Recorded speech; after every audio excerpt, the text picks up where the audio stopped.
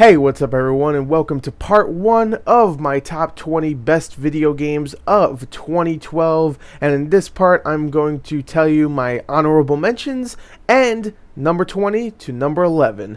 And yes, I am finally doing this. It's been a little while. I wanted to do this for a few weeks now, but I decided to delay it and delay it and delay it. And I think this is the perfect week because I'm going to do my top 20 movies and top 20 games on Oscar week. I think that's perfect because the Oscars are coming up, and that counts down the best movies of 2012. Why not do the best video games and movies of 2012 for me? So without further ado, let's get into the honorable mentions, which I'm just going to mention real quick, like 20 seconds each. I have 5 of them. I'm going to get through it real quick. All right, let's get straight into it. With my first honorable mention, which is Uncharted Golden Abyss, which I think has a fantastic story, a very Uncharted story with great characters, great new characters. It feels great on the PS Vita. My main problem is that all the little touchscreen controls that they put into it feel unnecessary, but for the most part, this is an Uncharted game on the PS Vita, and I highly recommend it.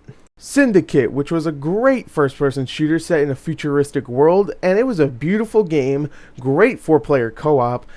Story was okay, nothing amazing. It was pretty short, but you know what? The 4-player co-op was highly replayable, the upgrade system was great here, and it was just a lot of fun.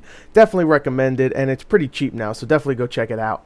Lollipop Chainsaw, which was a great little brawler beat 'em up zombie killing game where you played as a cheerleader with a chainsaw and he killed a bunch of zombies. It was a lot of fun. The combat itself was really good, very addicting at times, and the story itself was actually very fun and very funny. My main problem is that it was really short and there wasn't that much replay value, but for the most part it's still a highly recommended game in my book. Definitely go check it out.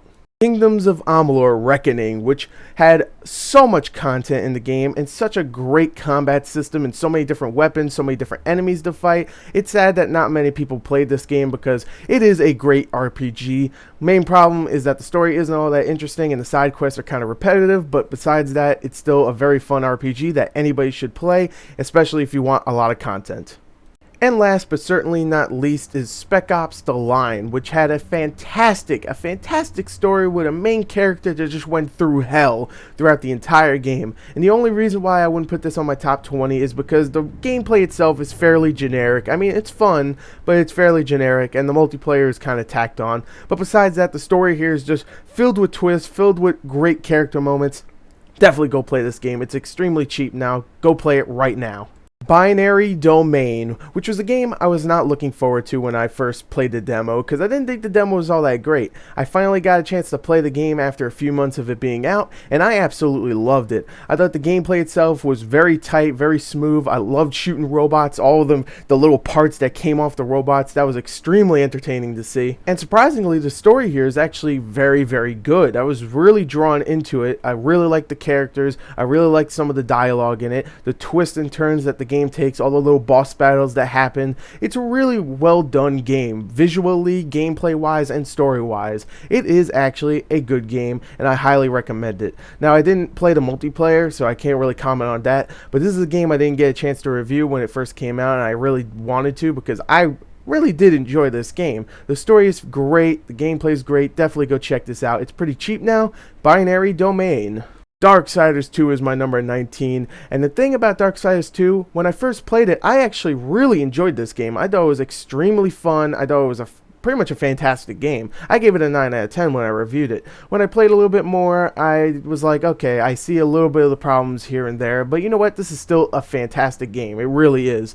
The gameplay, even though it does get repetitive at times, I find it to be extremely smooth and very satisfying. Even the platforming, which I was not expecting from a game like this, was really good. The story itself isn't anything special, but I really like the character of Death. Even though he's not really a likable character, he's a badass character. I really wanted to see him get his revenge, and I really enjoyed this game. It was an open world game, which I wasn't even expecting at all, and it made me really, think about playing Darksiders 1 again, because I wasn't really a big fan of the first game. Not that I thought it was crap, it's just that it didn't really intrigue me for the first couple of hours, so I didn't keep playing. But Darksiders 2 definitely did. Great gameplay, very fun story, open world that impressed me, some RPG elements that I didn't know were going to be in there either. I think it is a great game. Definitely go check it out.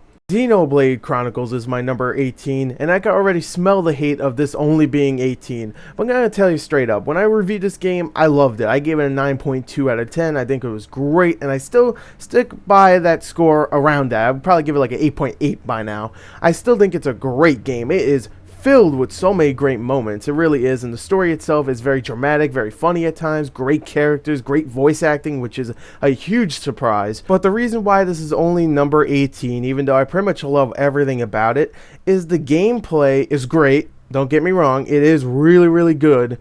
I just started getting really frustrated with it, with some of the bosses and some of the bigger enemies. Even when I grinded and, experienced up and stuff and became better, I still kept losing and losing and getting frustrated, and I stopped playing it.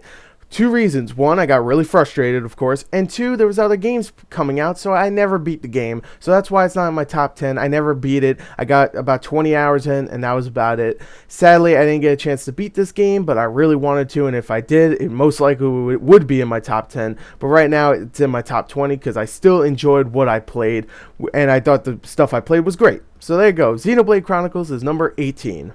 Prototype 2, which of course is a sequel to Prototype 1, and I feel that Prototype 2 took the mechanics of the first one, polished them up a little bit more, made the graphics a little bit better, the story itself made it a little bit different, added the character of Alex Mercer as the antagonist, and made a new guy the protagonist, James Heller, and gave you more abilities, more stuff to blow up, and for the most part, it was extremely fun. It really was. I thought the controls were tight, the gliding around the city was awesome, I think the graphics were decent enough, I think the story itself was good enough too, even though I think the Prototype 1 story was a little bit better, but I still found it enjoyable to go around as James Heller, switching into people, killing dudes, going into facilities and destroying them by, being stealthy and stuff, and I really enjoyed this game. It really is a kill 'em up game, which I'm trademarking that term right now. Kill 'em up. That's what it is. And I found myself coming back to this game months after the game came out and playing some of the DLCs and going around killing more dudes and finishing the game. I pretty much 100% this game, and I think it is a great game. Definitely go check it out. Prototype 2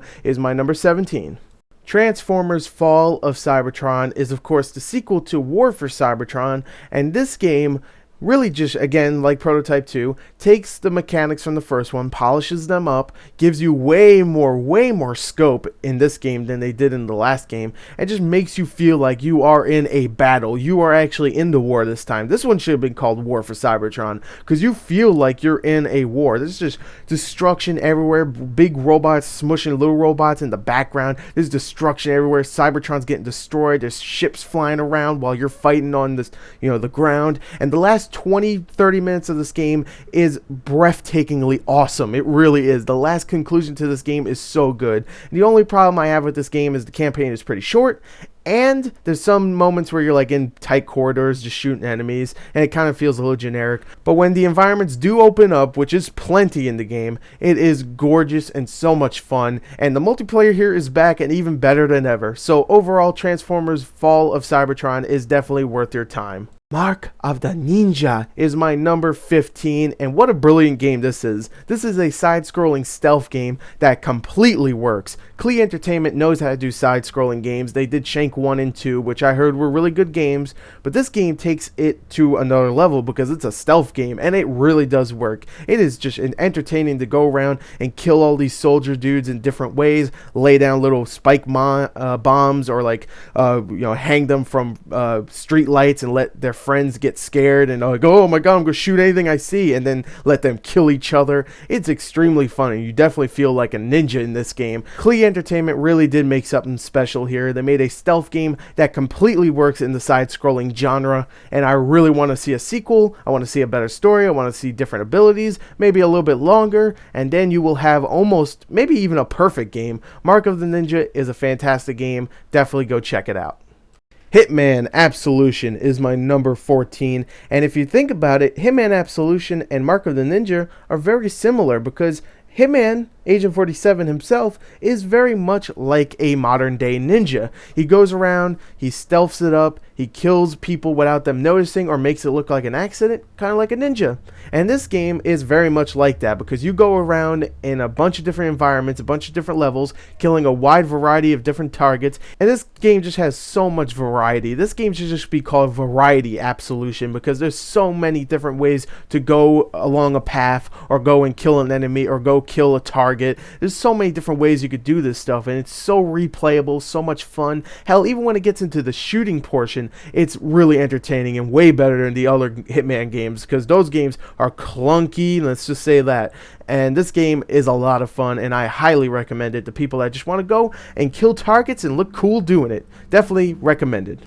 Assassin's Creed 3 is my number 13, which again is another stealth game, and it's a disappointment, sadly. I mean, it's definitely a great game. The platforming's still fantastic. It still feels like Assassin's Creed. The story, until the end, is really damn good. Very, very engaging. And the graphics themselves are great. But my main problem is that there's so many glitches. And what they showed at E3 was so great. I just couldn't wait to do all that stuff. And when you got into the hunting and all that, it was damn good. Don't get me wrong. It just wasn't even close to as good and cinematic as I thought it was going to be. And it kind of disappointed me because of that. It's still a damn good Assassin's Creed game, not my favorite, but it is a good one. I just could not get over the fact that there's so many glitches. The ending was horrible, and the multiplayer again is unchanged. It's the same multiplayer it's been since Brotherhood, which, you know, only 2 games ago, but still, it's been the same, exactly the same. So overall, I think Assassin's Creed 3 is a great game, just a little disappointing considering I thought it was going to be my game of the year.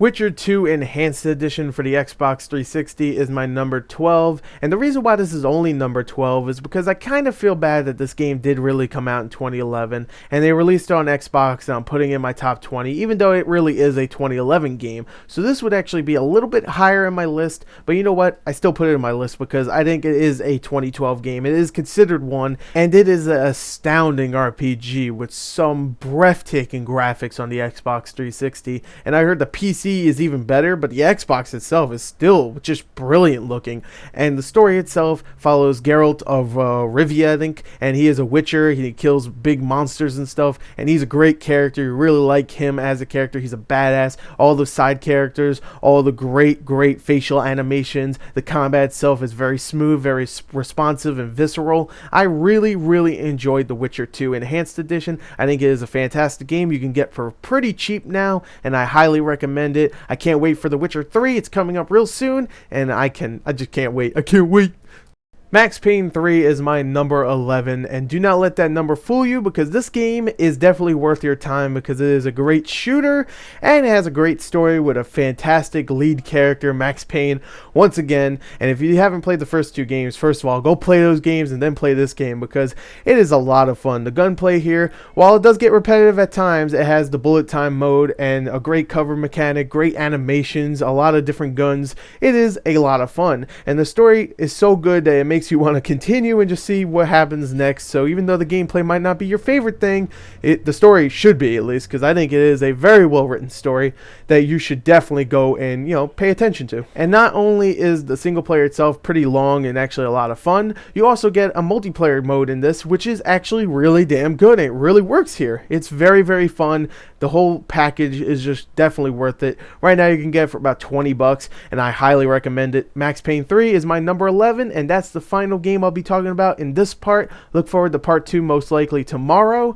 Thank you for watching, and goodbye.